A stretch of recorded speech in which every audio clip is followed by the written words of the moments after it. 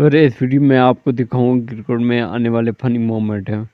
Video बहुत ही मज़े की, एंड तक देखना और मेरे चैनल को सब्सक्राइब करके बेल नोटिफिकेशन को ऑन कर दें। मैं वीडियो स्टार्ट करता हूं और ये जो फनी लम्हात हैं आपको लाइव दिखाता हूं। 5-6 बॉले आराम से पहले खेलूंगा, उसके बाद भी मैं शॉट मार। सर वो एक्चुअली सिचुएशन ऐसी होती थी कि आपके मामले में तो वैसे या छक्का या आउट। बिल्कुल। जब हम इंडिया का टूर करके आए थे, काफी उनको मार के आए थे, हम जीत के आए थे, तो फिर अनिल कुंबले मुश्ताक मुशी भाई के साथ बात कर रहा था, तो मुशी भाई को अनिल कुंबले कहता है यार ये किस किस्म का प्लेयर है यार, ना इसको अपनी इज्जत की फिक्र है ना हमारी फिक्र है। बॉल छक्का लगा, चलो लग जाता है, सबको ऐसे ही लगा चलो लग जाता है। दूसरी बॉल छक्का लगा, सबको ऐसा लगा चल 2 लग गए, 3 पे 3 थोड़ी मार देंगे। सब जेन्युइनली बता रहा हूँ, सबको वो खुद बोलते हैं कि उनको खुद वो फीलिंग नहीं थी कि 3 पे 3 लग जाएंगे। फिर जब तीसरा छक्का लगा तब सबको यूं हुआ कि हाँ भाई अब लग सकते हैं 2 पे 2। हम भाग के तब नीचे गए, हम ग्राउंड में खड़े हुए, मतलब नेक्स्ट लेवल वाइब थी उस टाइम पे। चौथी बॉल पे छक्का लगा, 5वीं बॉल तक हमें ये था कि यार एक शॉट तो मिस हो ही जाता है, एक ना एक बॉल तो बंदा अच्छी फेंक ही देता है, कोई ना कोई शॉट मिस हो जाता है, मिस टाइम हो जाए। बट जब 5वां छक्का लगा, मतलब कोई इमेजिन ही नहीं कर सकता कि जब 5 छक्के चाहिए तब 5 छक्के लग गए। और मैं सईद अहमद अक्सर कहते हैं अगर तेरी 346 विकटा ने इंटरनेशनल तो ਉਹਦੇ ਵਿੱਚੋਂ 300 गलत ने। मैं कहा जी वो किस तरह कहते तू तो मोइन ने ना गलत तरीके ना पीला कर करके लिया ने। अच्छा ये भी वो कहते थे कि आपकी विकेटों में मोइन भाई का बड़ा हाथ बहुत मोइन मुझे बताते थे मुशी ये अंपायर जरा वीक है, इसके ऊपर 2-3 अपीलें करना ये विकेट ले लेगा। और हम तो देखते भी नहीं थे आउट करके, हम तो दोनों छलांगे मार के सेलिब्रेशन कर रहे हैं। वो कह रहे मुशी well bowled, come on, well done. वो अंपायर ने कहा कि कितने कॉन्फिडेंट रोला पाना पाई रखना दे ही दो। और अगर डीआरएस उस वक्त 3rd अंपायर होता तो हो सकता मैं और मोइन जेल में होते।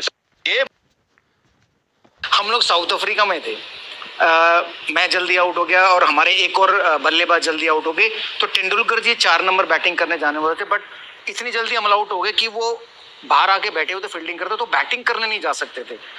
और उनके बाद लक्ष्मण जी की बारी थी, फिर दादा की बारी थी, तो लक्ष्मण जी को आदत थी शावर लेने की। तो जब दूसरा विकेट गिरा और वो आउट होके अंदर आया, सचिन जी अंदर जा रहे, अंपायर ने रोक लिया कि आप बैटिंग करने नहीं जा सकते क्योंकि आप 8 मिनट बाहर बैठे थे, तो 8 मिनट के बाद जा सकते। तो अब अंदर आए तो कोच भाग के आए, प्लेयर भाग के आए कि दादा वो सचिन नहीं बैटिंग करने जा सकते, तो आप पैड पहनो। तो ये कह रहे मैं तो 6 नंबर हूँ, 5 नंबर लक्ष्मण के पास गए तो वो शावर ले रहे, क्योंकि लक्ष्मण शावर ले रहा है, तो उसको दरवाजा खुलवाया कि लक्ष्मण जल्दी रेडी हो। तो लक्ष्मण बोला मैं तो अभी रेडी हो ही नहीं सकता। तो दादा के कपड़े नहीं मिल रहे, तो दादा को टी-शर्टें दी, पैंट दी, दादा के 2 बंदे पैड पहन रहे हैं, और दादा जैसे ही रूम से बाहर निकले लक्ष्मण शावर सुन के करे लक्ष्मण आगे रहे उसको भेज दो। किया था ना, इतना टैलेंट मैंने नहीं देखा किसी भी प्लेयर के पास। बैटिंग कर रहा होता था ना तो ऐसा लगता था कि जिस तरह क्रिकेट बहुत इजी है, ये बॉलर बड़ी ना स्पिन हो रहा है ना स्विंग हो रहा है, इस तरह जबरदस्त खेलता था। ये बॉलर पे इतना प्रेशर डाल देते थे कि हमारे लिए स्कोर करना मुश्किल ही नहीं रहता था, कि हम अपने आराम से खेलते रहते थे। मेरे ख्याल में इतना अच्छा प्लेयर पाकिस्तान ने अभी तक नहीं पैदा किया वनडे का। तो हम लोग टॉयलेट गए और उन्होंने कहा कि हम दादा के साथ कुछ खेलते हैं। तो मैंने कहा ठीक है, बोले तू हाँ करता रही हो, मैंने कहा ठीक है। तो दादा टॉयलेट गए, दादा अंदर पॉट पे बैठे और हम लोग बाहर खड़े हुए थे बातें करते, यार ये जो टी-शर्टें आई है ना एडिडास की जर्मनी से, कमाल की टी-शर्ट। मैं कहा पाजी स्टफ तो बहुत तगड़ा है, और हम इतना कह के बाहर आ गए। और दादा बाहर निकले और उन्होंने खटाक से एडिडास को फोन आया, यार वो जर्मनी वाली टी-शर्ट जो सचिन साहब को दी वो भेजो। तो उसके बाद एडिडास वालों का सचिन को फोन आया, मुझे फोन आया कि भाई ऐसी कौन सी टी-शर्ट दी है हमने, आपको बता दो जर्मनी से जो आई है दादा मांग रहे। तो फाइनली दादा को पता चला था यार तुम बहुत कमीने हो, मजे ले गए। कभी देखा किसी इंडियन के साथ झगड़ा हुआ? नहीं। मेरे से कौन झगड़ा करेगा, पागल ही होगा कोई झगड़ा करेगा मुझसे, मार खाएगा मुझसे, या ऑफ द फील्ड मार खाएगा या इधर खाएगा। बज्जी को मैं कुटना चाह रहा था, अगर वो मिल जाता मुझे दम्बुला में तो मैं उसको होटल में जाके मारता, लेकिन बट टाइमिंग से आता है उसको तो वैसे ही मारता रहता हूँ बेचारे को। अच्छा। जब भी मिलता, अभी भी मिला है मुझे, वो कहते हैं मुझसे मिलिए मारिए मत मुझे।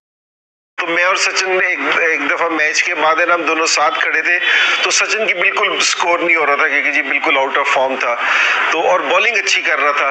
पहले मैच में भी कोचिन में मैच था तो इसने मुझे भी आउट किया था, 2-3 प्लेयर और भी आउट कर गया था। तो मेरे से कहते हैं, तो उसके बाद 2-3 वनडों के बाद बिल्कुल स्कोर नहीं हो रहा था। मेरे से कहते हैं कि जितने मैंने इस सीरीज में आउट किए हैं इतने मैं स्कोर कर लेता तो इंडिया जीत जाती है वनडे सीरीज।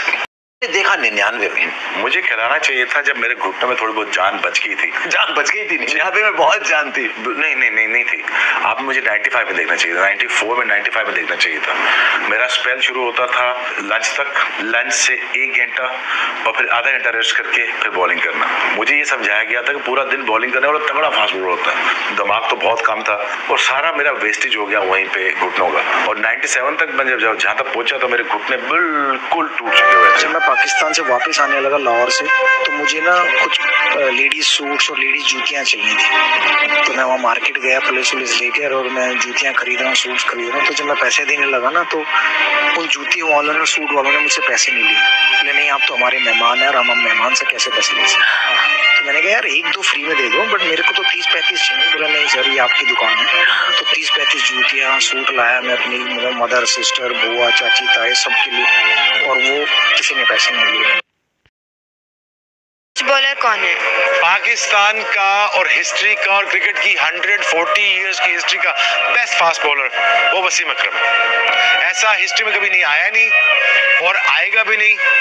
ऐसा रेयर टैलेंट दुनिया में कहीं नहीं आएगा। I used to feel threatened by this batsman was SP Balaji. SP Balaji, Lakshmipati Balaji.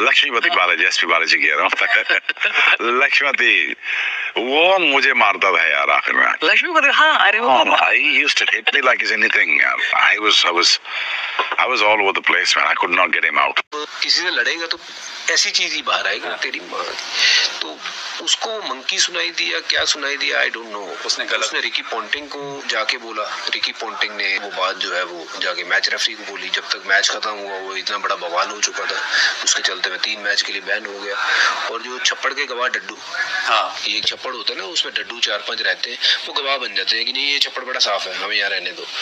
तो वो उसमें मैं उस एंड्रू सैमन जहाँ में हमारी बातचीत हो रही थी, वहाँ कोई नहीं था। सबसे नजदीक पाजी थे तेंदुलकर, जो सचिन का। ना मैथ्यू हेडन था वहाँ पे, ना रिकी पॉन्टिंग था, ना माइकल क्लार्क था, ना वो सेंट गिलक्रिस्ट। तो ये चारों गवाह बन के आ गए थे। शाम को इन्होंने गवाही दी कि हमने सुना कि इसने he called him a monkey. मैंने कहा यार ये तो वही होगी कि अपने छप्पड़, अपने गवाह और डड्डू जो है अब बरसात करवा के ही रहेंगे। मैंने बोला तेरी माँ की।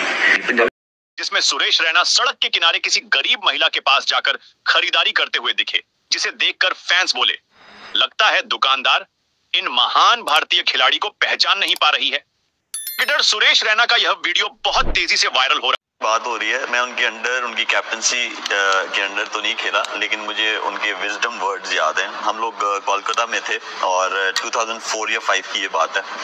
तो उस वक्त एक ही मैच खेलने गए थे और हमें ना उठ पड़ी पहली इनिंग्स में 294 या 292 किया। उस वक्त के लिए बहुत बड़ा टारगेट था।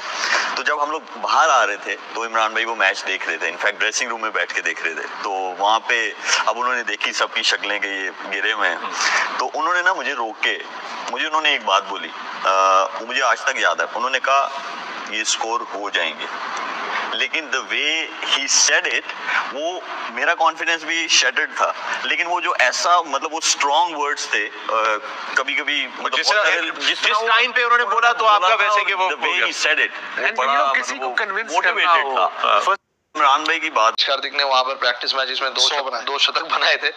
तो धोनी थोड़े कंफ्यूज थे कि क्या करना चाहिए। तो उन्होंने मुझे ऐसे ही आकर पूछा कि आप ओपनिंग करना पसंद करोगे क्या। तो मैंने भी कहा बिल्कुल मैं कोशिश कर सकता हूँ। अगर वो मुझे बोलते थे अगर तुझे 7 नंबर पे खिलाना है तो मैं वो भी तभी भी हाँ करता था, क्योंकि मुझे खेलना था।